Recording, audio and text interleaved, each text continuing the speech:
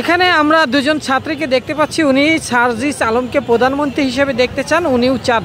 তো কেন আপনি প্রধানমন্ত্রী হিসেবে দেখতে চান, যদি একটু ব্যাখ্যা দিতেন।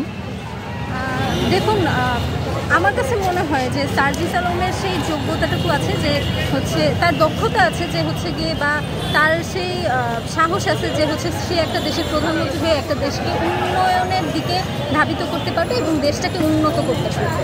মানে কি এমন যোগ্যতা তার ভিতরে দেখেছেন?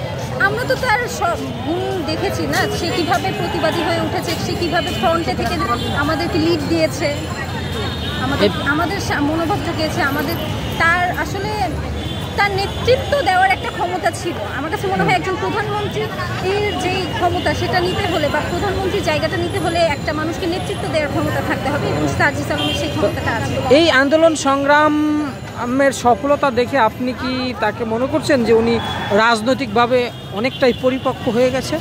না, সে তো একেবারেই নতুন, সে রাজনৈতিকভাবে একেবারে পরিপক্ক হয়নি, তবে নতুনকে তো জায়গা দিতে হবে। তা আমরা যদি তাদেরকে জায়গা না দিই তাহলে তারা পরিপক্ক হবে বা কী হবে, তাই না? আচ্ছা, ধন্যবাদ আপনাকে।